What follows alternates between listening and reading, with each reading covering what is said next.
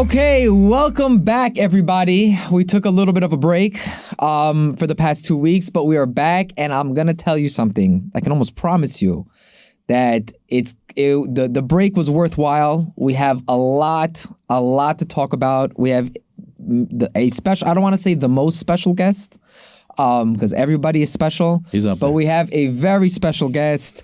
I don't think he needs an introduction, but we will introduce him.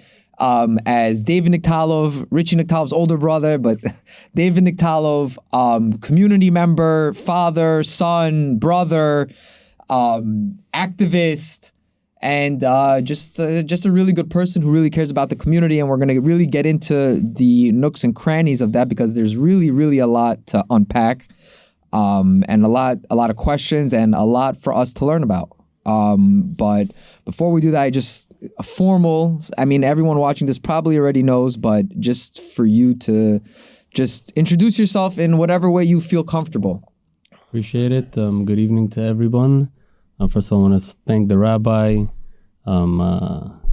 Ariel, and my arch nemesis, Zaki over here. It's not me anymore. Yeah, it used to be Ariel, but we got over that hump. But, I guess we have to pass a bigger hump now. But congratulations, Zaki. My name is David Nektalov, whoever doesn't know, from Forest Hills, Queens. You were born there? I was born in Elmhurst, Queens, but raised mostly in Hollis Hills, and then moved to... When did you move? I think it was when I was 16. Oh, you were Moved older. to Forest Hills, yeah. Hollis Hills? Hollis Back Hills. then? From Hollis Hills to Forest Hills. From Hollis Hills to Forest Hills. We lived in Forest Hills for the first few years, 2-3 years, and then my parents in 1984, 85 moved out to Hollis Hills. When did your parents get here? 1975. My dad. Oh, the first. One of the first ones with my grandfather, my uncle, and my father got married, and then we relocated to Hollis Hills. Your father got married here. Yes. Wow. In Leonard's. And then they moved to Forest Hills. My grandfather was living in Forest Hills. He's like, listen, all the Bukharins are moving to Forest Hills, Rego Park. It's time for you to come back. And in 96, we moved, 96, I believe, or 97, we moved to Forest Hills. And ever since then, we've been... And when your father came, what did he do originally? Like, my father used to sell hot dogs and drive a cab. Yeah, no, my dad was young when he came. He was 1970, so he was like 15, 16 years old when he came here. So right away, 47th Street. No way, he went straight to 47th Street. Yeah, I think he went to school for a day or two, and there's no English. No, this is not for me. And, in 1975, there's nobody helping you over here, so they came out to 47th Street. So how do you end up on 47th? I'm saying you come, like, I just want to give an example. People really don't put into perspective of, like, when you're coming to America or you're coming to a new country, like, you get off the plane, where do you go? Like, you get off the plane from, let's say, from wherever you come from Israel, and you're like, okay, I have a house. Cousins. I have a home to go to. You call an Uber or your friend. But, like, your father got off the plane. So so basically... If anyone wants to know the story is my grandfather came here with his 4 kids. His wife was pregnant with the 5th one, my aunt, and in 1975, and they immigrated here, again, not knowing anything, but they came here as refugees. In 1975, people were coming as refugees, and there was, I don't remember the organization, but I think it might have been like Nayana. I think back then that was the organization that helped Jewish families establish themselves. So when they came here, they got set up in Manhattan. I think it was on 34th Street. It was like they have the shelters right now. Yeah. So they had something very, very similar there, where they're in a hotel and there's other people. So they're just walking around, not knowing what to do. And they bumped into one Ashkenazi guy. He's like, listen, what do I do over here? I don't know what to do. He's like, there's a place on 47th Street. Go. There's a lot of Jewish people, and you'll figure it out over there. And they came to 47th Street, bumped into a few people, and the rest is crazy. history. Like you see, there's a lot of great details. Like, you're just brushing it over. Like, they went to 47th Street, but like it wasn't that easy. It's not that easy. No. You go to 47th Street, Today, you see a bunch of people easier. telling you we buy gold, but people don't appreciate the hard work or the difficulty it was. Like, first of all, for your parents to leave Uzbekistan. Yeah. I'll tell you. Soviet Union. Yeah, Soviet Union, Uzbekistan. Like what prompted them? Because a lot of Bukharians didn't leave during that time, and 75 is the earliest I've heard so far. My grandfather's father, which is my great grandfather, always used to say that his dream is to die in Israel. And he immigrated with my uncle, my father's brother, to Israel from the Soviet Union in 1974, 75. And he passed away 19 days that he landed in Israel. So my uncle was there, he was like 16, 17 years old. And he's like, listen, Dad, there was the war just finished, like the 1972 war. He's like, listen, this country is not the place that we want to go to. So they went back. It took them about a year to get to America. Wow. So they had to immigrate from Russia, then from Russia to Austria. From Austria, 6 months, they didn't like it. And then they moved to Italy, 5 months. They didn't like it. And then they came to America. It was like a destination. Like, where do you want to go? You want to go to Israel or you want to go to America? And my uncle was already in America. He's like, this is not the place. Like, this place is not developed as we know as Tel Aviv. He was in Israel. He was in Israel. Yeah. He was in Israel. He went there with basically with his grandfather, and he passed away over there. And he's like, guys, let's go to America. So he met them back, I think, either in Austria or in Italy, and then they immigrated to America. Wow. And then at what point did they, like, fast forward a little bit, at what point did they open up your jewelry store, your retail store? A few days after they came to 47th Street, there was a small little booth. I think it was in 55 West. My grandfather was a watchmaker. My uncle was also, like, he knew how to handle watches. And my father went to work in a factory making, I don't know, $25, $50 a week. Yeah, I was about to say $25, $50 is a lot of money. And my father tells me, he's like, every single dollar I made, I gave it to my dad. Every single dollar. Not a dollar went to myself. Everything was just going into a pot. It's crazy. That kind of respect doesn't exist anymore. And I tell you, I work with my brother, my cousin. We still have the same, basically, idea of everything goes into the pot. It's like, you take what you need, and the rest just stays in the pot. It's like, they never had mine, yours, this is my money, this is your money. It was always, this is ours. We're making it together. Wow, so that's why if people, sometimes they see Richie's my younger brother. Sometimes they think that Richie's older than me. So because you do look younger also. Yeah, I might look a little bit younger, but I'm more of a guy of, like, behind the scenes. I don't like, this is basically really my first podcast. This people is exactly know me. Why you're here. Yeah, people know me. They know of me, but Richie's more of, like, especially in business, Richie is the guy. The face. The face. I'm more of, like, okay, I'll take care of the office end. I'll make sure everything is pushed the right way, but Richie is the one that... Richie did tell me, I don't know if he wants me to say something like this, but he did tell me many times that the gap between you, because you guys have such a gap, he kind of looks at you not only as an older brother, but also, like, as more of a father figure, as like a mentor. You know, he, like, told me this many times. I don't know. He's behind the wall. Like, Richie, knock on the wall if I'm gonna get in trouble. But he said that my brother kind of led me and gave me, like, you know, when he was starting up his Richie Rich brand, and he was flying to other places, and he told me, he's like, there was sometimes Richie said, he's like, I was scared. I would call my brother like, yo, don't worry, it's good. So where did you get that confidence from? From my dad. I always used to look up to my dad and my uncle, and I used to see the way that they respected each other. My father, my uncle passed away 21 years ago, but I grew up with both of them, and I looked up to my uncle like my father, and I used to see their relationship. It was an unbreakable relationship. There was nothing. Even our mom, the sister-in-laws. It's always a sword, yeah. They can't do anything. Is the two brothers would? I remember they would go to weddings. My mom and my aunt wouldn't go. It would be my dad and my uncle. They would go together. Like, are you guys married? They were, like, married to each other. But the relationship that they had, the love and the respect that they had for each other, especially my dad, since my dad was the younger brother, he had a lot of respect for his older brother. So he instilled. So you're basically saying that from the respect they had for each other, your father instilled in you. I don't even know if it's my dad. I just think just seeing how it worked, and it just worked so beautifully. I was like, this is how I want it. And like I said, I work with my cousin Michael, already for like 25 years. He's also behind the scenes type of guy. Everyone knows him. He has his YouTube channels, and he's out there also, but he's also a very, very humble guy. So it's like just I have kids, and I tell my kids always, I'm like, I don't care when you're going to be starting to date or whatever.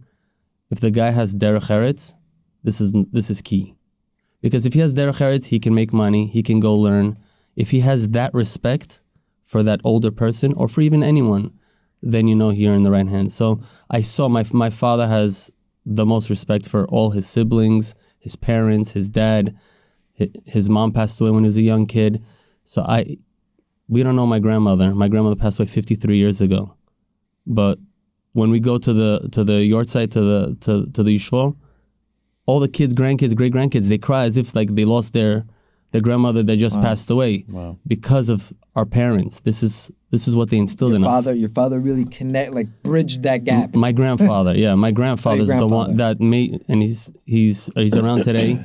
He really makes sure that the family is really connected. Wow. To have that respect for each other. And so, one second, is there any time that you felt like, growing up that let's say you messed up and you were pleasantly surprised by your father's reaction? I was petrified for my dad. Really? Yeah. By the way, they Growing say up, I was that a good petrified. sign of, like you said, you were very, like I said, that you were very confident giving Richie, the advice, and you had a strong backbone. But a lot of times that comes from a strong father figure at home, where not necessarily does he need to be a dictator or whatever, but a lot of times the child knowing that he has a home to come back to where the father is protecting, and there's a secure home that comes with their innately. There's a sense of confidence there, and there's a sense of security there, so that you have a base. So you can go out and do whatever you want, whatever. Right. So I want to know, do you have any story or any instance where you felt like that's true? I'm not much of a storyteller. I don't really remember like certain episodes in my life, but one thing that growing up, my mom instilled that respect for my dad. So I just didn't want to mess up. And there've been times where I've messed up, went to a party and got drunk or whatever, but I made sure that my dad doesn't find out. My mom could know, and my mom would cover it up for me, but was your father the type to wait up till you came home? No, I would call him and be like, Dad, I'm 10 minutes away. But he went to bed, and because he trusted me, but at the same time, I didn't want him to lose that respect and trust for myself. So I would make sure that he doesn't know that if I messed up somewhere, that, it'd be covered up, and it wouldn't be like opened out to him, So it's like, he knows, but I'd made sure it wasn't like rubbed in his face like, oh, I did this and that, and there's nothing you could do about it. That runs very deep, what you're saying, that people respecting their father and not wanting to disappoint. Some fathers, people are scared of them for a different reason, but yours is coming from like a respect and disappointing them. That's like the deepest part of the relationship. That's the most beautiful part, I think. No, I'm saying that's the way they say that you're supposed to serve God, not from a point of like respect and love. Like, I just don't want to disappoint him. It's like an awe. So another thing about what you just said about loving, especially like loving God, and like people are asking me, oh, are you religious? Zach was asking me, or I don't know who came in here and said, oh, how David became religious. Being religious is a very strong word. Everyone interprets it the way that they want to, whatever is convenient for them. Right. So, like myself, I consider myself a very observant Jew, but again, I feel like everyone does to the limits that they put to themselves. Okay. Like in terms of, I know the rabbi is very big on kashrut. Okay. Like he's very strict on that because that's the limit he put himself. There's certain people who are less strict. So does that make him irreligious? No, I mean, listen, religious is very relative. Exactly. So, but there are some. I feel being religious is something that you need to love, something that you have to connect with God, and you have to understand what you're doing, if it's right or wrong, or if it's in between. But you have to figure that out. You have to understand why you're doing certain things a certain way. So why you have to put on two tefillins? Some people don't. Is he not religious today? Religious just means that you're looking to grow and do better tomorrow. I think a lot of people become religious. Come from love. People are stuck up on these rules. The love to serve God.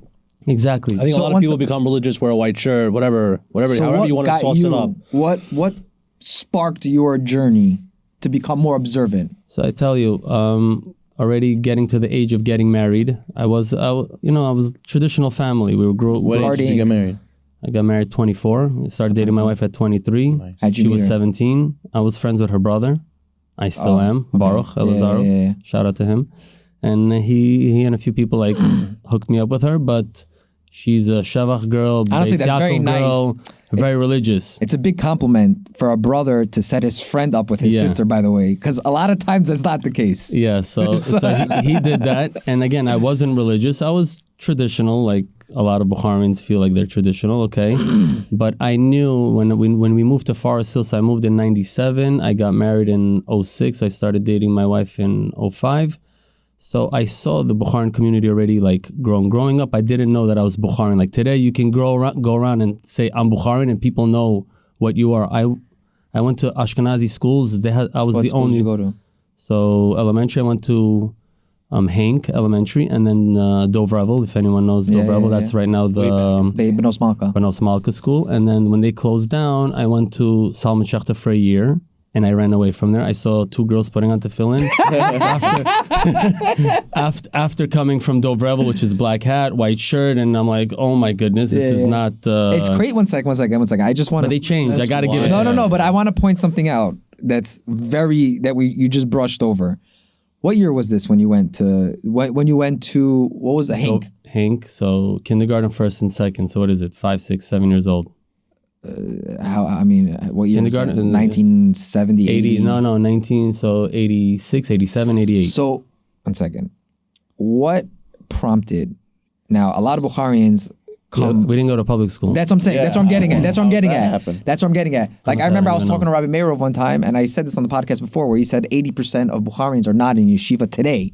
Not in 1985, Yeah. okay? So now my question is actually not a question, I'm more confused of like, where did your father get this idea of like, I'm going to pay tuition for a Jewish education, which is unheard of during the time, by the way. Well, my grandfather, the reason they moved to America was because he was a very big, he really believed in the Jewish religion, the identity, to keep that identity. That's why he was leaving. And again, to speak about my life story, my family's life story, it could take hours, but just to keep it very simple, my grandfather was in jail in 1973, 74, 1 or 2 years, because he was helping people leave the Soviet Union.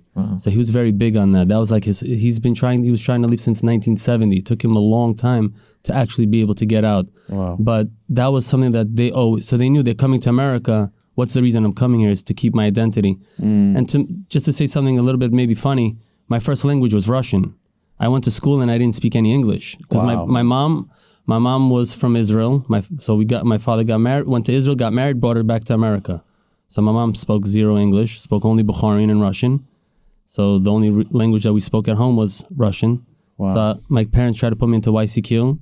Didn't go. No. Okay. You guys are off the boat, not for us. Hank and somebody helped my dad to put us into Hank, and then Dov Revel. Hank was a little bit far. It was But public school wasn't even on the table. No, I never went to that's public crazy. school.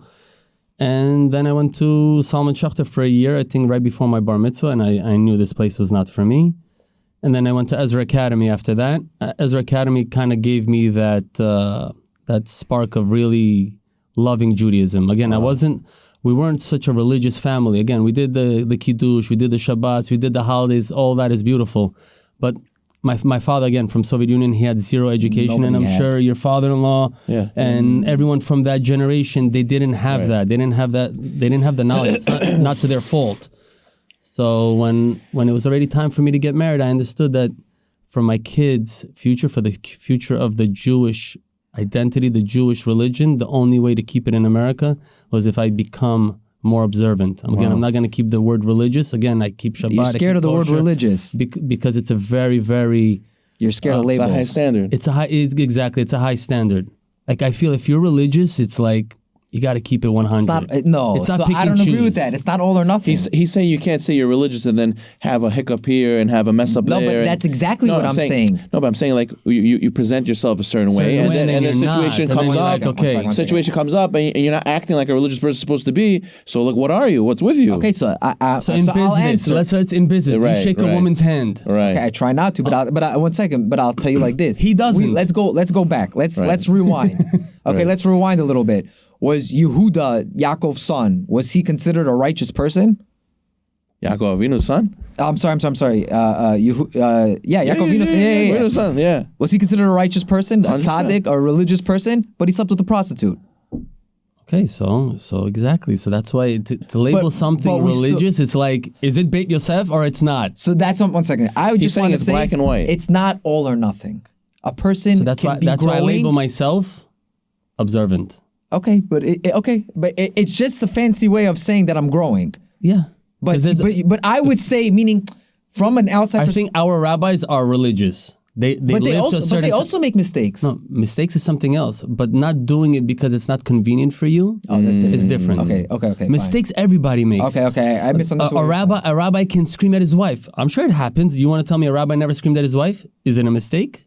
Yeah, it's a mistake. okay. But he'll never tell you, oh, this is the right thing. Right, okay, so you're talking about like MODOKs, basically. Modern Orthodox, cognitive dissonance, whatever, if you know, you know. Like 8 out of 10 times, you're right, I'll do that. But 2 times, I won't do Yeah. that. Meaning you're separating idealism with like... There's a lot of room to grow, So let me- especially on my part. So let me ask you a question. What was, when you started becoming observant, what was the hardest part of you becoming observant? The hardest part? Like for some people say it's Shabbos, kosher. No, I love Shabbos. Shabbos was easy because, again, I live in Forest Hills. All my siblings, all my cousins, everyone lives over there. So it was just like, even if Shabbat comes out at 9 o'clock, I'm good. Okay. So We what have was our the families hardest there. part? I don't know what the hard. Again, just I tell you. So when I started dating my wife, the first thing I had to do was put on a kippah. That was the hardest part. Wow. Interesting. Because Because I of didn't her, wear a kippah. No, because I knew if I wanted her, I needed to grow. grow. And how do you grow? You have to visually change. So Yeah, how do I yeah. change? So I got to put the kippah on. Since then, I never took my But kippah was off. there a part of you that thought like, listen, that's not me right now. Why should I put on a kippah even though I don't wear one? No, because that's the way to grow. So I knew if I put that kippah on, it's never coming off. And that's going to push me to wear tzitzit and to do all the right things because you know what? You already grounded yourself. Your plane already landed and now it's time to just navigate to the gate. So I knew once I put my kippah on and I'm going to raise my kids a certain way, that this was the right way for me. But that takes a lot of strength, though, David, because you know a lot of people will put on the kippah and maybe they'll take off the kippah after. You're Yeah, like that someone has to work on themselves and you're a guy who just I said I'm going to do it. I'm doing it. So let me ask you a question. You said you want to raise your kids a certain way. What does that mean, a certain way? So if we're gonna go a little bit personal, my wife is a Beis Yaakov Shavach girl, so you No way. understand where that is. That's all girls. Yeah, my yeah, kids yeah. always went to a co-ed school. Okay. I went to a co-ed school. I felt like if they're gonna do religion, if they want to be religious, it's got to come from them where you don't push it on them. Okay. Just because it's good for me, it's convenient for me, I like it, doesn't mean my kid likes it. You love basketball. Does it mean your son's gonna love basketball? Better. No, I'm joking. You can push him. You can bring him to Ami, and you can pay the $400, and you can take him to all the camps. Exposure. But the kid doesn't like it. Leave him alone. So if the kid if my son, he doesn't leave Shabbat if he doesn't do Havdalah. Wow. Since he's 1 year old, and he sees it because that's something that we do it all the time. So he does the kiddush. So I feel like you lead by example. And that's how even my siblings are. My brother, like he sees the way I am and he tries to better himself, maybe even be better than me, which is fine. Do it. You guys But ever have a little competition? I don't know if there's competition. Friendly competition. Maybe in just basketball. Oh, We okay. got to split them up. Yeah. whatever. Somehow, right? To understand. We were split up. He was on the rabbi's team. Yeah, I He remember was, that. he was on so my well. team. I remember And I was that. on your team. We're 8-1. Yeah. Yeah. I scored a lot of points on that team. You actually, by the way, you actually did because we had 2 injuries, but we're gonna edit this, Michelle. Yeah. We're gonna edit this part out. But- So okay, so now let's fast forward a little bit. You get married. Now I see. Meaning, I speak to Richie very often. Okay, I don't speak to you as much, but I see that there is a very underlying common denominator of this like passion for the community. If there's 2 people fighting, Richie doesn't sleep at night until he gets them both in his office. The Ami Athletics, the toy drive. So I want to know, or you're the gabbai of 71st. Yeah. Right. So where does this passion come from and why? So the community stuff is really from my grandfather, my uncle, my dad. They're very involved in the community. My grandfather is very involved in the Chevra Kadisha. Really? Yeah. That's interesting. You didn't know that? He's number one. He's number one. I'm sure 99% of the people Everybody when they knows. pass away, they have his number. Wow. But my grandfather does that till today. He's 92, 93. He still, Wow. he Should live still a long does life. that. Man. And that's what they do say, that if you're part of Chevra Kadisha, it's a merit to School a for long long life. life. Yeah. And then it just in our family, and again, my grandfather brought us back to Forest Hills for the reason of being part of the community and being part of being one, like how we have the slogan of Ami, just being all united and being one and supporting each other. I really, personally, I love the Bukharan community. I love everything we stand for. I'm sure there's a lot of room for growth. There's a lot of What do you things think that the need to issue be is that changed. need to be changed? I don't know if there's issues, but again, everyone can work on it. But there's maybe some kind of a divide between people, and just if people have mutual respect for each other, I think we can pass all these hurdles. Powerful word. Like I said, there's different types. You wear a white shirt, I wear a white shirt sometimes. Rabbi always wears a white shirt. It doesn't matter. in Khitirchi or Bukhara or Samarkand. I didn't think they look at that. They looked at what kind of cow you had. My grandfather's from Samarkand. My grandmother I guess Samarkand, you can say. Samarkand. And my mom's side is from Sharsavs. So shout out to all the Sharsavsis. Beautiful. Yeah. So you got put into this. Your grandfather really put your family into the spotlight of like you got to help the community. And I became Gabbai like 5 years ago. I was not ready for it. It was like you volunteered yourself, or you got appointed. Voluntold. Yeah, voluntold. Yeah, Voluntold. I never heard that like that. The Gabbai left. He moved out, and you have a strong voice. You're young. You speak multiple languages. Done. Try it. I'm like, no, but I can't do it. They're like, try it. It's yours. And ever since Are you then, happy with it?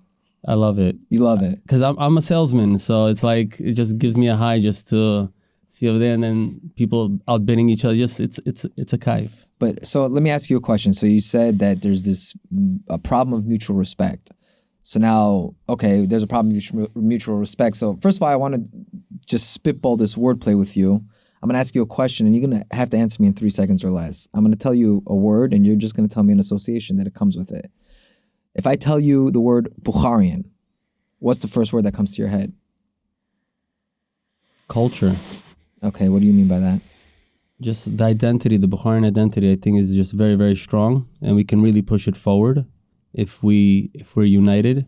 And this is something that, religion is beautiful, but like we're all under this AMI athletics program that we're trying to do, and it has maybe nothing to do with religion, but it has to do a lot with religion. And by that being said, we're Bukharian and we're one people, but this AMI athletics, I feel, is something that is for everybody. That doesn't matter, you're religious, public school, yeshiva, doesn't make a difference. You come over there, you're going to be welcomed with open arms. And this is something that my brother really, really envisions with the rest of the board. And this is something that he's very, very passionate about. And that's why it kind of like brought me into it, because You're see very how passionate involved. I am involved. Okay, one second. For all the people listening, okay, I could speak on his behalf. I'm behind the scenes in the board members group chat or whatever.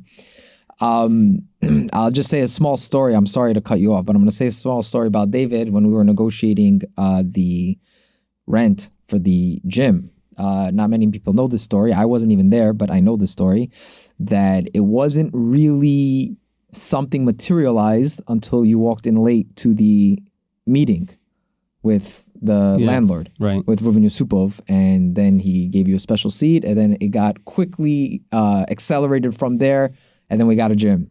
So no, I'm saying there was a lot of back and forth. A lot of people were somewhere. It was going, but it was very slow. It was a lot of back and forth. A lot of people were involved. It was going through a lot of different broken telephone, mixed hands, whatever. And then there was a meeting. I wasn't there, but a lot of people on the board were there. And David came in after a certain amount of time. I wasn't there, like I said.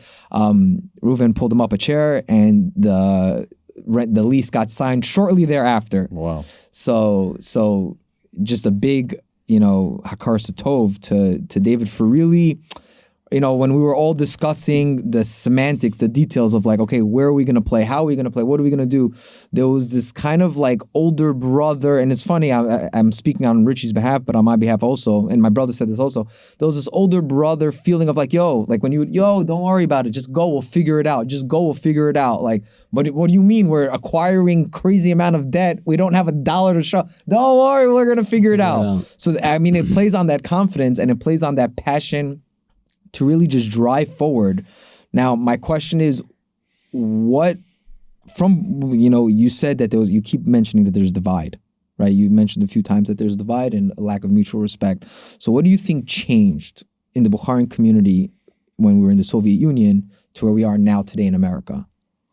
First of all, I want to say thank you to Ruven. You just mentioned him about negotiating.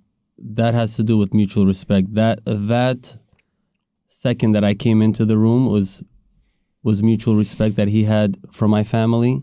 And he's like, David, I can't say no to you guys. And you can't say no to him either. And I couldn't say no to him either. So it's like, let's just get it done and we'll figure it out. Like, we're not little babies. Beautiful. And we'll get it done, because at the end of the day, the vision is not for ourselves. It's not for someone to have something. It's something for everybody. And that had to do with mutual respect. And he could have rented out to somebody else. He could have used it for himself. He could have done many other things, but he understood the vision that we have.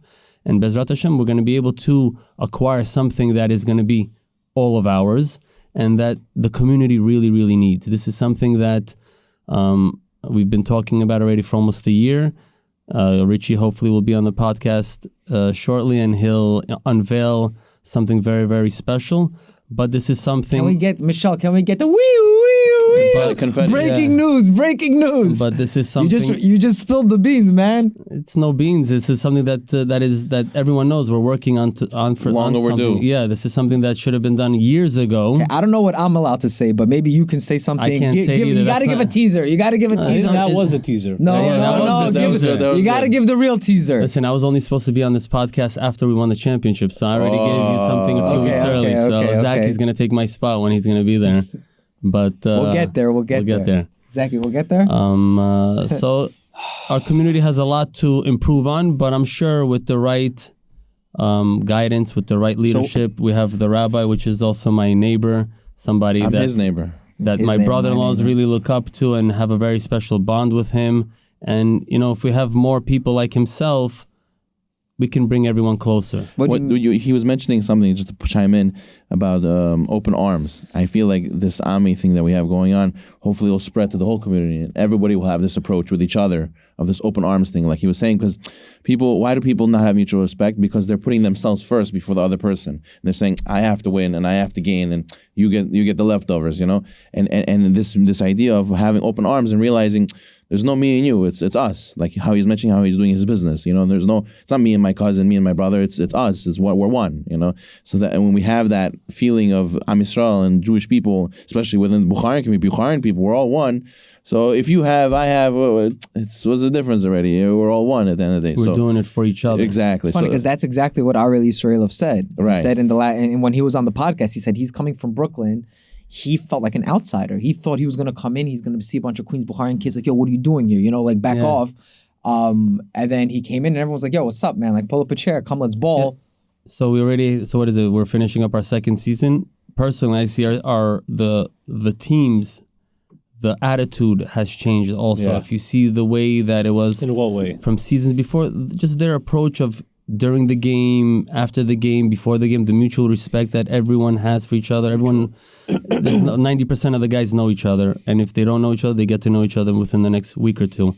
So I just feel like the community, the guys who are there, and this is just something small. It's 100 guys, 115 guys. Right. And then you can see by the games, there's 200 people standing to watch a bunch of old guys playing basketball, but they're very, very passionate. My son, he's 6 years old. He's so passionate about this that he watches every single video, every single game that gets played. He watches it on his YouTube.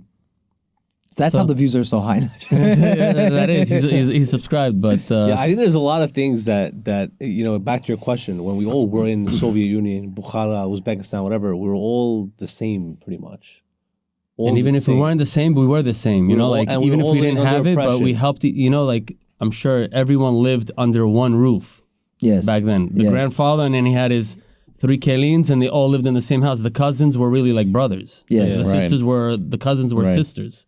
So that whole idea, if we can bring that back again, not necessarily living together, but just understanding that we're here for each other. So let me ask you a question. What do you think happened? We had, so you're saying lack we had of leadership. So many differences also. By the way, you just dropped the bomb. Right. So 1975, when there was, I don't know how many Bukharan families, let's say 50, 100, I don't know. So let's say it's 500 people. Not many. I know stories that my grandfather used to say that they used to go around to house to put mezuzahs on people's doors, like the newer families that came. Okay, I came here in April 1975. This family came in December 1975. They came, then they welcomed it. When was the last time you welcomed your neighbor? Your neighbor moved in. When did you ever welcome him to your neighborhood? No, probably not. Unless you know him, unless he's Nisanov or Niktalov or Zeno and he's your friend. You didn't come to his house. Then it was like, oh, a Bukharan came and moved to Forest Hills to Rego Park. We got to go and visit him. What does he need? Wow. When people were coming in 1990s, what do they need? Their families came and they helped them buy furniture. I'm sure there was someone helping. Now it's like no one's looking to help. So why is that? Because there's lack of leadership. You That's think what it's I a believe. leadership? I think it's a leadership. What does it mean to have a leadership? What do they have to do? What does this person have to do? There was somebody was like the gamach they were talking about. Like people have furniture. People now throw furniture away. Why not to give it to people that need it, or have a fund? They were talking about like I think Moshe or Elon have a fund where they Yad like. Michael. Yeah, Michael, they have that. Yeah. Free But loan nobody gemach. knows about it. Who knows about it? Right. We need Richie on a loudspeaker. You know. Listen, I think it's imagine also you get used to the people. Like I'll tell you, whenever you you have get comfortable. whenever you have like an out of town person, like someone from like a Detroit. Jewish community. No, I mean like really out of like they don't even have a pizza store, Okay. Right? like a kosher pizza store. When they see you, they become crazy because it's like, oh my God, someone we don't have like Jews, religious Jews in our community. When there's so many Bukharians, it's like, okay, you're just another guy on my block. Like I have 100 of you now. I don't, like, you know what I'm saying? When people probably came earlier on, it was like unique, you know? Yeah, it's like it was whenever fun. a family member comes from Israel, Yeah, it's like a big everyone's deal, yeah. you know? Or like, you know, funniest thing is if you see a guy by the kotel who you never say hi to, Yeah. and then all of a sudden you're best friends, like, bro, I ignored you 1,000 times. Yeah. I saw you in Chosen. I don't say hi, but if I see you in Italy, it's like, So I think we got used to it. I also will say, I think there's a little bit of, you know, like I said earlier, we had one goal. Everyone was traditional. You know, as years went by, people were less and less, but it was all the same speed. When you come here, you know, one guy wears a white shirt, he wears a black hat, he goes to this school, he goes to that school, he believes this is religious. The word religious can be defined in probably 1,000 different ways within the Bukhari community. And instead of focusing on what separates us, we need to focus on our common goal, which is to do what's right. Everyone, but what's right? The Mazel Tov. So no, but I'm saying is everyone's definition of what's right is different. Yes. But the overall goal to do what's right is the same. Yes, but My goal is I want to do what's right. Yes. What is right is different, but we can all agree that we all have a heart to do what's right. the problem That is is what we getting need to focus everyone on. unified. Now that's what this he's is. going That's to. what this is. Well, So I don't that's think we need to be one avenue, unified because- in defining what are, like, for example, even within a very religious community. So you have Hasidim, and even within Hasidim, you have different groups of Hasidim Many. who vastly disagree. We don't know this because we're not Hasidish. If you go into the communities, they vastly disagree on what is right and what is not right. But when you have the mutual respect of, hey, you have 72 ways of the Torah. When you have your way, you have your path, I have my path, we can respect that we're trying to get somewhere. And when we have that mutual respect, I think we can come together as a Just community. because I disagree with you about some, halacha or some viewpoint, doesn't mean that we have to be distant now. 100%, I agree with you. That's a little gap, that a little hurdle a lot of people have struggled to get over. I think if you see, if you see a guy, let's say in shul with a white shirt, and you're not really there, you look at him as like, this guy's a fanatic, and vice versa. Like, why does it have to be that way?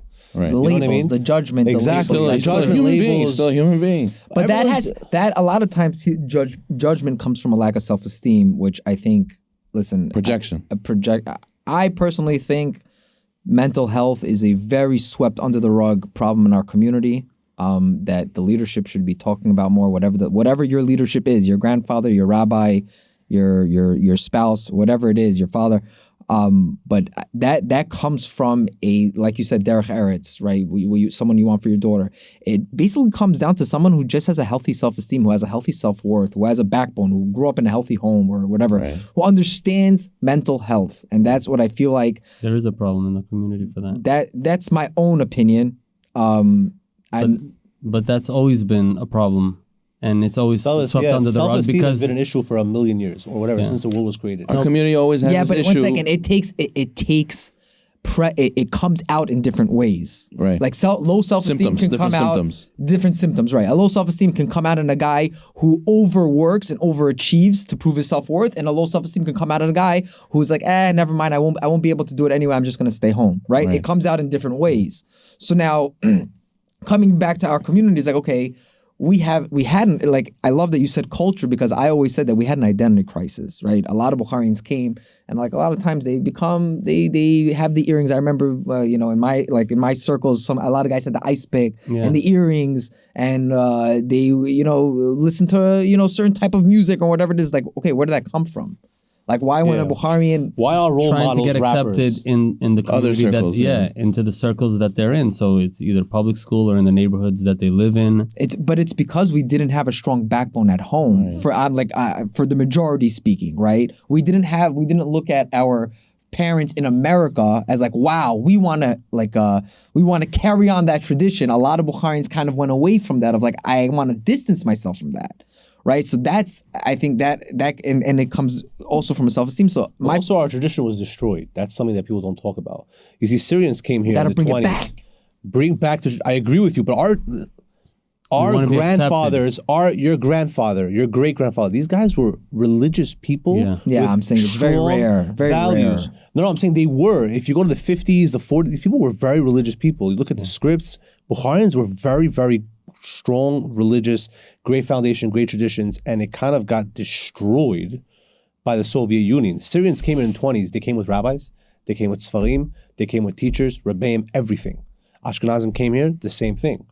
We didn't come with that. So we had to look at, okay, this guy's a rapper. He makes money. He is my role model. So I'm going to know every single rap lyric, dress like them, act like them, talk like them, curse like them. He's my rabbi. And it kind of set the tone for now, hey, we have so many, Bukharians, young Bukharians especially, who are acting like, not that identity, not the wrong identity that their grandfathers exactly had. And we have to kind of bring that back. So how do we bring it back? So I'll tell you, I want to two things. Two things. Eat more pluff, you'll be fine. There's a thing you mentioned about how we don't talk about the mental health stigma. I spoke about this before in other podcasts. I always deal with it in the community actively that I'm dealing with. Is people are very embarrassed. People are very scared what people are going to say. They don't want people talking about them. They don't want people to know there's. I don't even want my rabbi to know about my problems. I'm scared to. How many times I helped a guy with his, let's say, an issue with tuition. Let's say I helped him with his shalom bayit. Let's say I helped a guy with some personal problem he had with himself. They're like, they tell me 1,000 times, Rabbi, I'm so embarrassed to tell you this. I'm so embarrassed to tell you that. They want to keep a certain image, and then they don't want that image to change because now they know something behind the scenes. Right, but at the end of the day, you're hurting yourself. No one's perfect. Everyone needs help. What is a rabbi for? These are questions that you ask them. Like, you're right. You're right. You're right. You're right. I should have thought about it before. I mean, the truth is also, this has not been the way of the world. Right. Meaning mental health, right? Being in a good state of mind. 50, 60 years ago, this wasn't a thing. Yeah. People were very tough. Autism wasn't a thing also. No, so what I'm saying is what changed? I mean, we won't get it. We're not going there. We're not going there. We're not going there. We're not going there. But what do you think, a serious question, what do you think is different that now we need to go to therapy? People might say, hey, you know what, this is the wrong thing. It wasn't the right thing. We're very fragile. We're very fragile. Too many options. What do you mean by that? You could have whatever you want whenever you want it. So we're spoiled. We're too fragile. Everybody is, not just Bukharians in general. Everybody is. Your kid wants something, he goes on Amazon and he gets it tomorrow. Yeah. Your kid wants to eat, he goes on Uber Eats and he gets it now.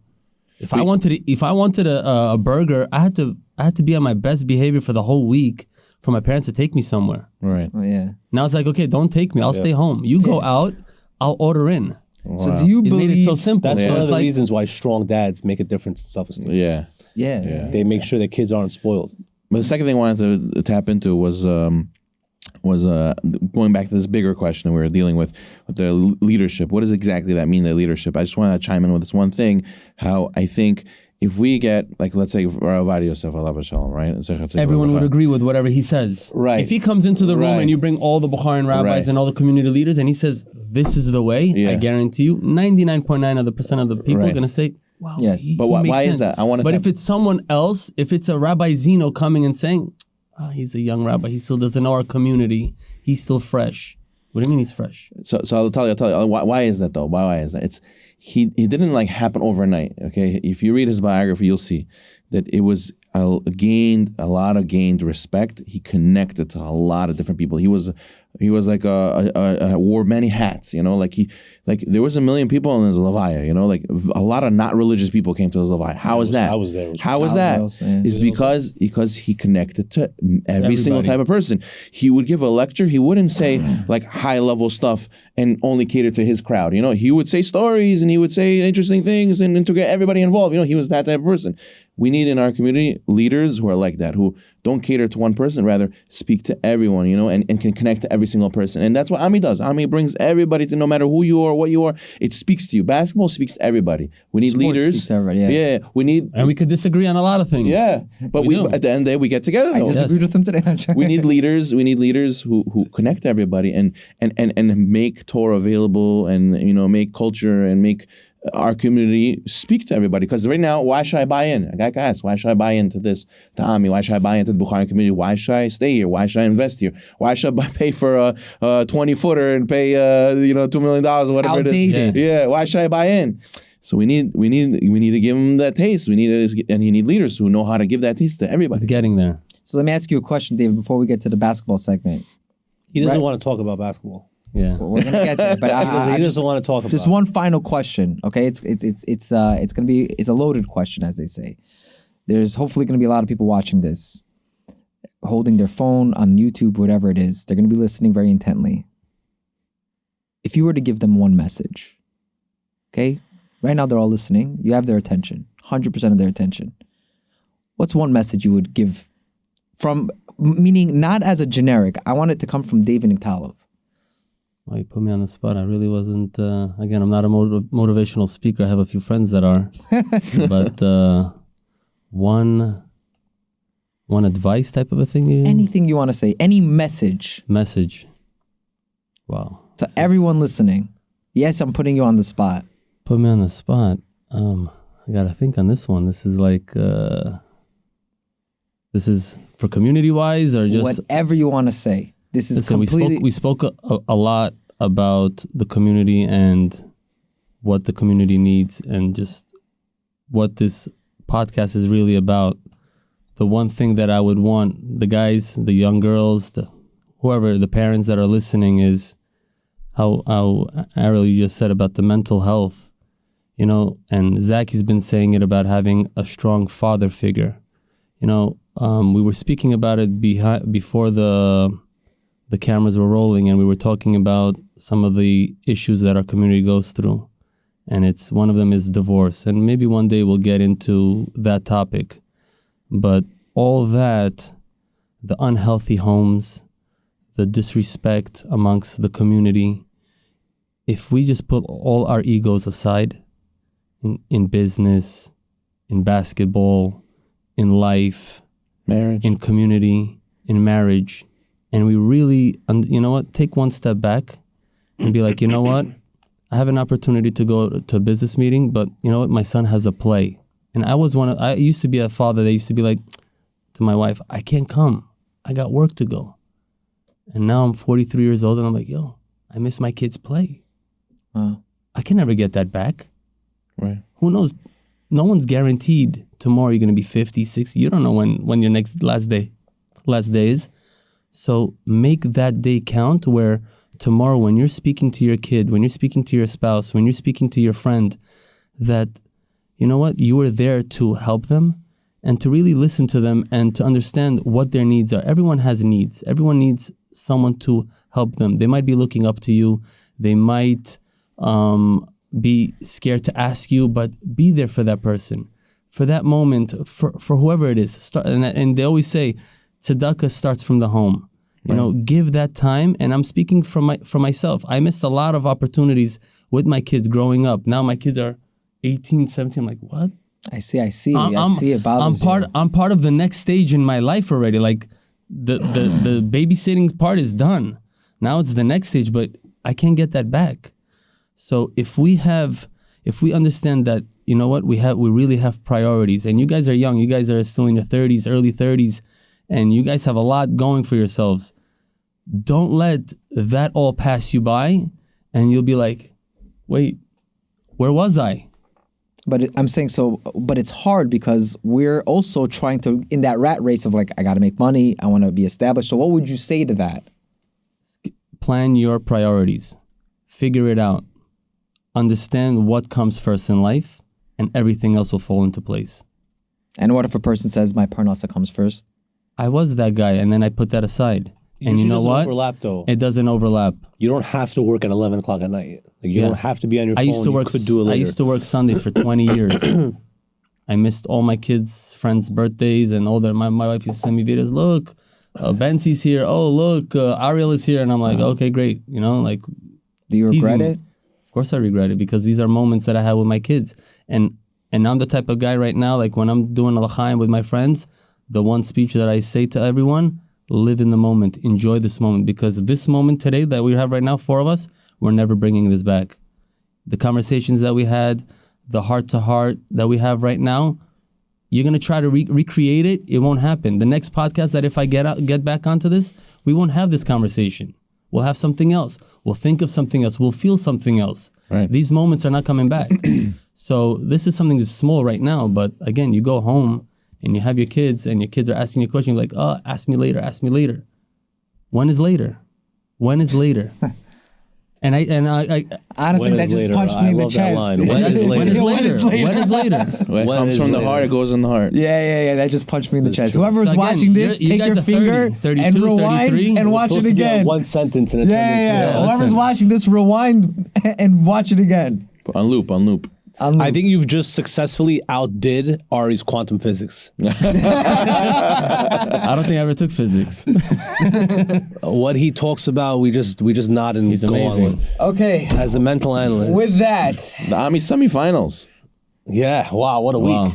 Back now we're into basketball. Can we-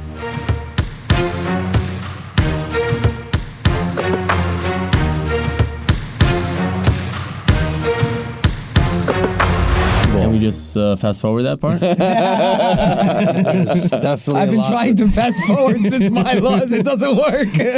I've been trying to live in the moment. There's definitely We what gave to you talk 2 weeks about. for that. Obviously, we had 2 massive games this week, 2 exciting games. We had the Orange versus Black. In my opinion, the second greatest team in the captain's era. My opinion. The orange team. No, the Black Black team. team. Oh, okay. You guys they never lost a game in I regulation. mean, you're getting into sticky tie. Well, who's better, last year Black team or this year Black team? I think this year. Last year they made it to the finals. Last year, I think their chemistry was a little better. This year, they didn't lose in regulation this year. I just think they just ran into a wall. I mean, Coach Avi would say they lost to Maroon, but I don't know if you count that game. This is advanced analytics.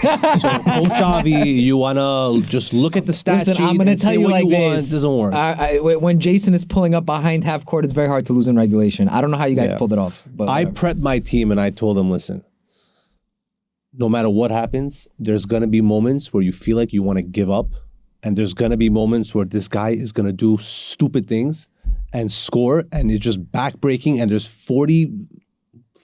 80 fans, the whole Niktalo family and the whole Kandokhoro family and everyone in Forest Hills are coming and screaming on top of their lungs. Ignore it and It's just move demoralizing forward. It when a demoralizes full court you. 3 gets drained. Yes. And the whole place is screaming, and you're just like, but like, whatever. I work so hard. Yeah. Yeah, but he prayed harder. It was, He prayed harder. First of all, I would like to give you guys as a gift. Oh, wow.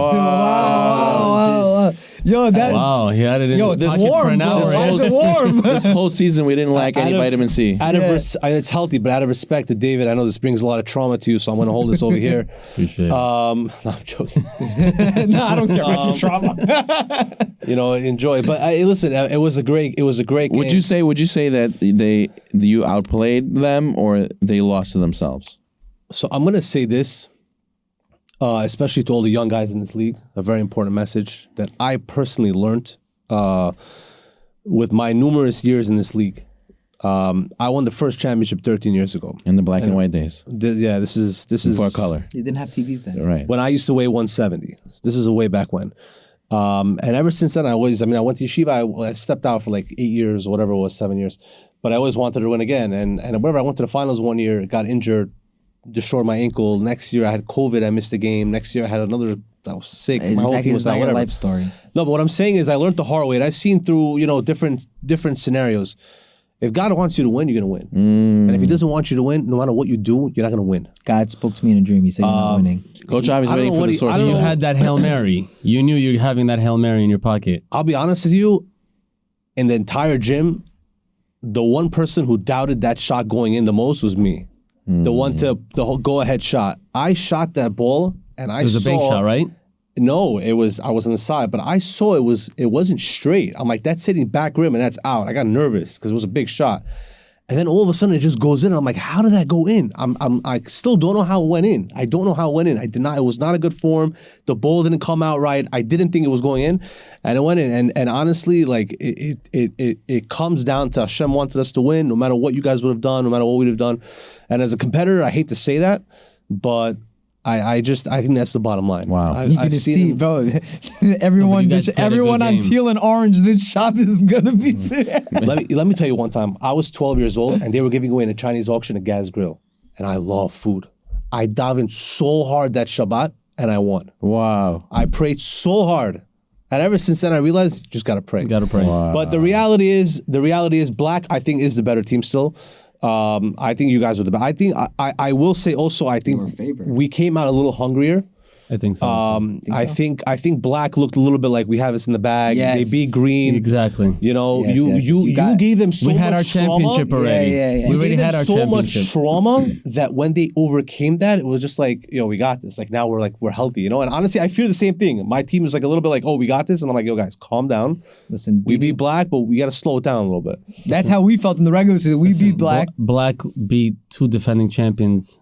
knocked out, Knocked out. not just beat, knocked out, two defending This champions. year? We knocked out Green, and last year we knocked out White. Oh, yeah. Again, two different Black teams, but there's a guy called Jason, so it's like makes it pretty much. So every year, the team that beats Black ends up winning. Interesting. every team. So you're saying The white orange team beat slotted. Black. Yeah, playoffs. the road to the championship is beating Black. Yes. Once you beat Black, the you white become team champion. beat Black and they Yes. won. Yes. And then you the beat white Black, team obviously. technically beat Blue. No, in the I'm saying finals, that but was they, Jason but, Italo. yeah, that wasn't was the finals. team. No, They ended up winning semifinals. Yeah, They beat you in the semifinals. the road to the championship is through Black. The So you team guys got that it. beats Black is Yeah. so I'm hoping that round 3, God's gonna do us a favor. And but you got it. You got it. Teal, don't underestimate Teal is young. I sat in that chair over there while you put them in 14th place. Yeah. And Wow. they told you, Zachy, you're making a mistake.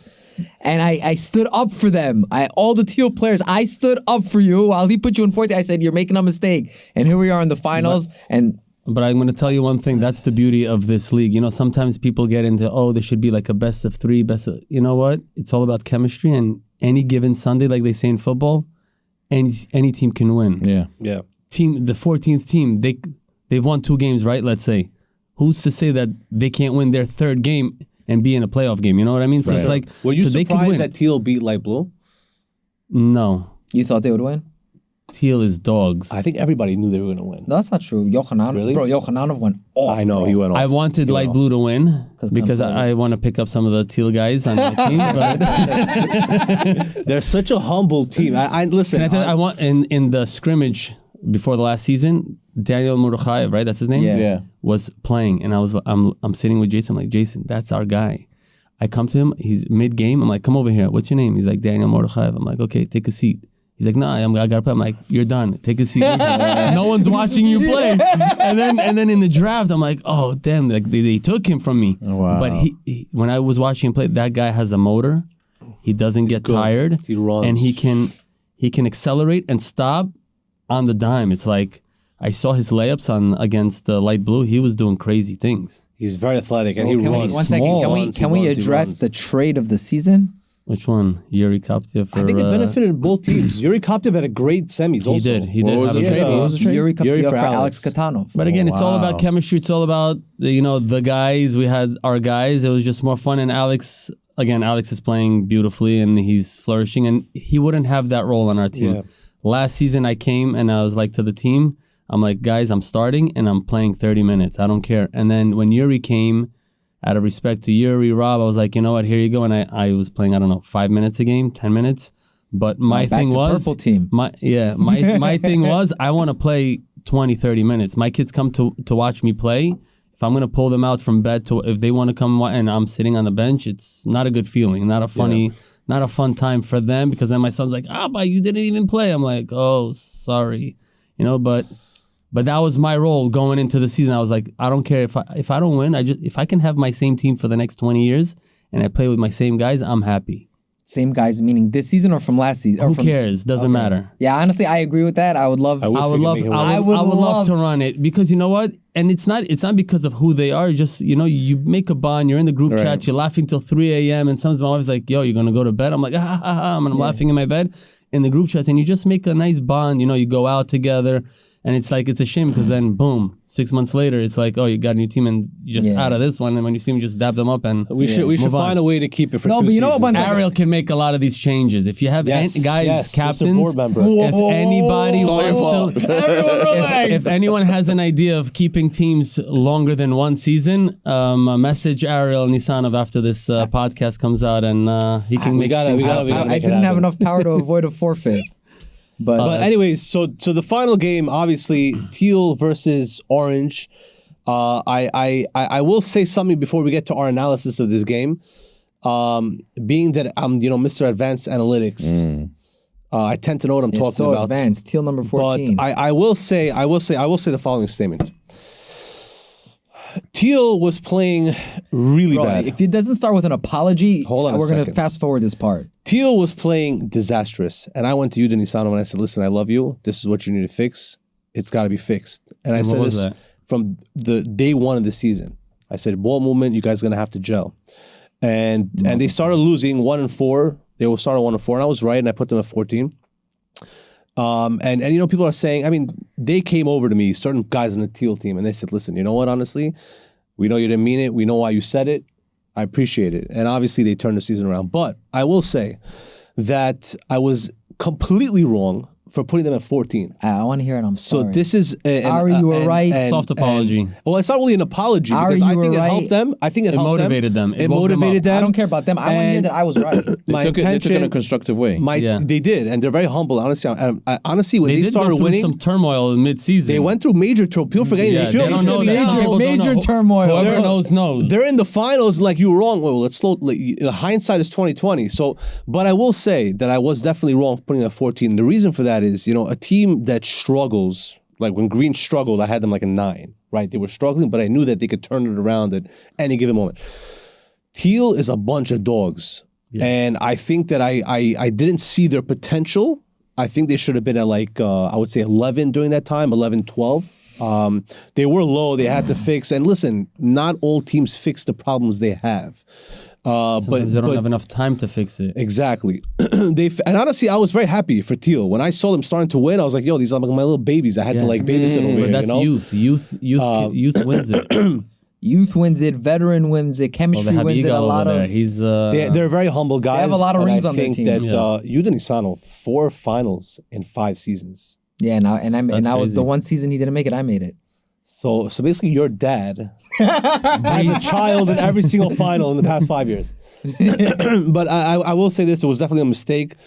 Teal's a phenomenal team. I think their worst starter is a tier 3, whichever you want to say it is. Whoever, Alex was picked tier 3. Alex Benji's a tier 3. He got picked tier 4. He's tier 3. I traded away my tier 3, which was Alex, for Yuri, which was my 5th round pick. But he's better than a 5th round. You got him early, Yuri? right? Yeah, Yuri. You got him early. I You think. took him in the 5th round. 5th round. Oh, Yuda took him. That was a Fifth steal in round. the 5th round. So I gave up a 3rd round pick, and Alex would have done. He would probably be just as good. I don't know if he would get so much playing time, but I've played with him. We played together, right, on the same team with Purple. him. Yeah. Alex is good. Yeah, He is very good. underrated. and he's quiet too. He's not. So what's your analysis for this game? What does Orange have to do? One second. Forget about that. Who's winning this game?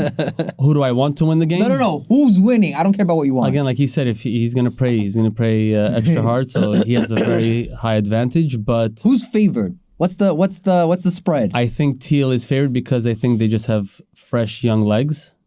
They can But, run. Yeah, but because that was our thing. Our game plan was, you know what? On fast break, Tom doesn't come back. Make sure, but sometimes the guys who have the ball don't really give it to the guy who's supposed to have the ball. What do you mean by that? By the way, I think we all expound know. on that. I think we all know Expound what on he means that. by that. But it's in the past. But if these guys can get it together and understand that Tom is in the back, and now these David Khafizov and Daniel Mordchaev. Benji. But Benji could just stay on the weak side on a 3-point. But these guys driving in, if they have an open layup, they're getting it in. If not, kick out to Benji, and if he's hot, he can hit 8 threes. I've seen him hit. I do the Against stats. us, he hit 8 threes. 8 threes. I'm like, guys, do they like not guard him? Like the guy hits threes, 8 threes. That's what is it? 24 points. Yeah. And he only had and he 24 points that game. And he probably also shot like 8 for 11. But the team probably scores 60. So if Benji Yakubov, with all due respect to him, if he's scoring 24 points, you guys are losing the game. Right. Yeah. Because you have Nate Ilyabayev, he's a beast. He's a dog. He can get his offensive rebounds The and whole put it team back is 15 in. points a game. Each The whole guy team, can hit yeah. 15. Yeah, yeah, Yeah, 75, last game, they all hit like 20 points. Yeah, And Nate Ilyabayev, who's the number 1 round pick, he scored the least amount from the 3. So so you got Teal winning. No, What he score? wants I Orange want to win, Orange but he to win thinks Who do you because think I want some realistically? guys on the teal team. Realistically, who do you think is winning?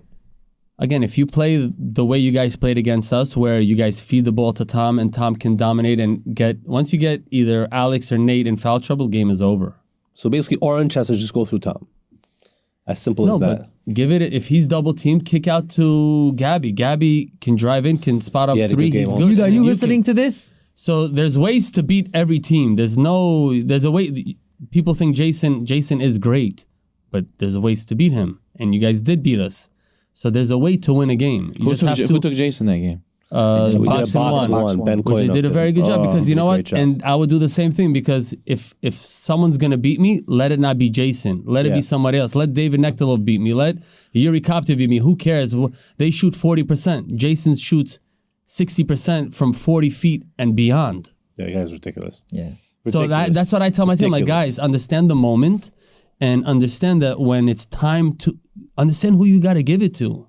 Yeah. Because he hits Was that game-winning frustrating for shots. you? Listen, I take it as a loss. It's a loss. It's a loss. It's basketball. It's okay. Of course, I want to win. Everybody wants to win, but you know what? We didn't win, and it's Honestly, a I was shame. very surprised you guys took the loss very well, and not because. They came up hot. No. And what I mean by that is these guys. It's the 3rd year together.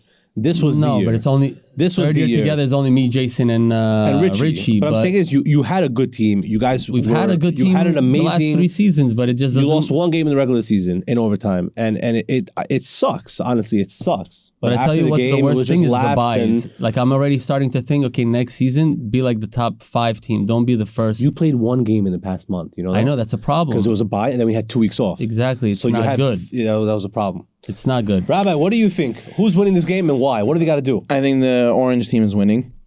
No offense to Teal. I think if Teal's potential way to win is like how David mentioned, their youth and their energy and overrun you. But I think that I don't know if Tom speaks more in the chat, he plays better. I don't know if there's a correlation. But if you guys, if Tom is gonna beast on boards and on offense, and he's gonna get to the line and he's gonna get easy buckets. I don't think they have an answer. I really don't think Teal has an answer. Okay, Alex Shmuel. Alex is a strong guy. Yeah, but I think Tom is just gonna Yeah, but eat I him don't for think Alex can breakfast. get him. But the point is that it's orange games to lose. Orange games to lose. That's how I I hear you. look Ari, at it. what about you? I think Teal's taking this game. I think they will control the tempo. So this is your brother. I think Do you think they're going to win, or do you want them to win? both. What's the score, Aaron? What's the score? I think it's going to be a close game. I think Teal will pull away in the end because it's my. Basically, they're whatever. going to tire us out. What does Orange need to do? Rotate your bench players, especially in the beginning of the game. It's very everyone important. rested. Even last game we didn't sub in Richie, and usually he plays. He's like, no, I'm not coming. But he plays at least 5 minutes. If you take a minute from each guy, just give him that 1 minute breather, just to scope out the landscape of how the game is being played right now. You need that. When you're on the side, you can see it, and that's why the advantage was always to Green, because Errol doesn't play, but he sees the game and he understands where it's going, where it's headed. And I even came to Jason, even coming back to our game, he was going to the right side every time, and I'm like, Jason, your he strong goes to his side is left. I'm like, every time I know he used to pull up next to me and he used to hit the shot, and I used to tell him, Jason, shoot, and he used to shoot. That game, you guys are pushing him to the right side. The only time he went to the left side was with 3 seconds left. He went on the left side and tried to shoot blocked, it, and he got like blocked. But It's a funny observation. Go with your strengths, but at the same time, sub the guys out. It's okay to Get put your fresh Ronan. legs, yeah. It's okay to give Ronan.